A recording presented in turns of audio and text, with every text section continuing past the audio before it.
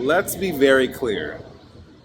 I already have my own unconscious fears about raising children and the very unexpected outcome of that, and just kind of fear of the unknown when it comes to being a parent to a child. And let me tell you, this film did not help.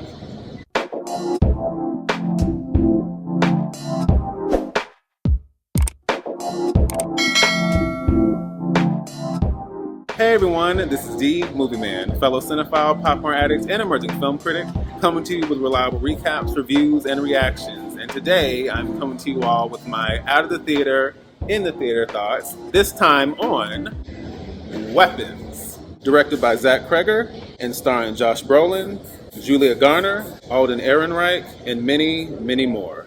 Story-wise, the film is centered around a town that is rocked by an unexpected tragedy when 17 children leave their homes at 2:17 a.m. in the morning, disappear into the darkness, and never return. So, I'm going to start with my pros. First, let me say that Zack Cregger, Barbarian. That really says it all. And it's so funny because although I had my issues with Barbarian, especially where we get to with the ending, I can't say that overall the experience wasn't something kind of out of the box and kind of different. And of course, what made it better is that this was the film I got to see when I met up with my cinematic compadre, Ryan, also known as Real Talk with Ryan. That was a great experience, and I think that definitely made it more entertaining as well. And like I said, there were some, issues I had with it, especially getting down into the third act. But overall, it just was something fresh. It was something new. And with that said, I have to say that his follow-up film, Weapons, to me, it was even better than that film. And even the issues I might have had there, this kind of hit it, I think, on all fronts for me. I was engaged. I was kind of terrified from here to there. And what I appreciate most is that this, much like Mr. Crockett, it feels like we're getting another fresh, original, new horror antagonist. Maybe not as far as a franchise situation, but just for this film, it was something that kind of blew me away.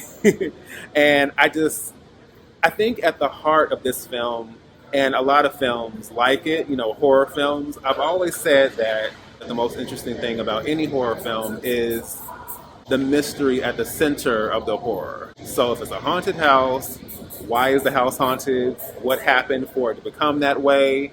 If there is a serial killer, why did that come about?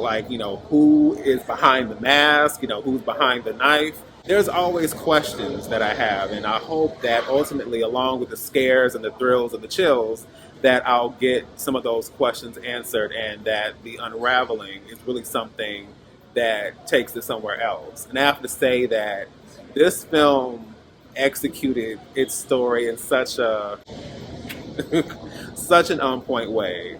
It made use of vantage points and different perspectives and interconnected stories, and I love that.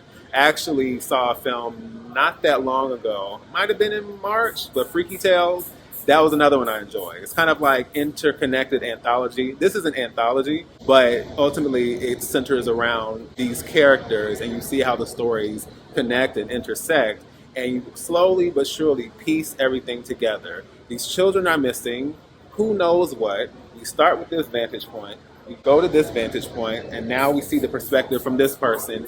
And by the time we get to the end, it's just like, bruh, what is this? I mean, with this and Keeper coming up and some other films I'm likely forgetting, I'm here for the horror. So much of the horror in this film is atmospheric, and I think that's what worked most for me. And I think when I think about true crime, I have found, even from a young age all the way to now, that nothing ever scares me more than the things that people do every day in real life. We talk about horror stories, but Dracula, Frankenstein, Ghostface, Michael Myers, Pennywise, nobody can terrify me like the human race, especially when it comes to true crime. I can't even watch 48 Hour Mystery or a lot of the documentaries, shows, or docuseries like Snapped and things like that. I can't, because it reminds me that anybody could do any of those things at any time. And honestly, for reasons that may not ever be understood or explained. Or maybe there is no reason, which is even scarier. Think about The Strangers, Because You Were Home. So I think that this film kind of taps into that. And I think that idea and that concept is also what made it frightening as well. I will also say, and I noticed it fairly early on, but the cinematography is chef's kiss. The camera work, the angles, all of it, that was excellently handled. And our cinematographer here is Larkin Seiple, and he's previously worked on the films Everything Everywhere All at Once, To Leslie, Wolves, and now this. And honestly, that was a big part of what brought me in. Ultimately, the story, the performances, and all these other elements, obviously those were things I enjoyed, but the cinematography is something that really kept me locked in. And I like that along with that, we had some really compelling performances, but as a whole, I felt like the performances came second to just the overall story. And obviously, I can't spoil or give anything away, but uncovering the mystery, seeing the outcome, it was raw, it was devastating, and let me also say that the violence is really something. As far as cons, I don't have many. I will simply say that for me, Julia Garner, as someone who has not seen Ozark, my only real experience with her as an actress is Silver Surfer. And of course, there's only but so much of her we're getting, besides her voice. We see her at some point, but it's not really about her as a physical actress. It felt like there was something missing with her character and with the performance. And as someone whose mother was already checked out on Julia Garner because of the theatrics and the over-the-top foolishness, especially in the last season of Ozark, she'll be the one to tell you that she's not a fan. But I will say for me, I could have honestly seen that role going to someone else. I can't really say if she's miscast, but do I think she was the best choice for the role? Probably not.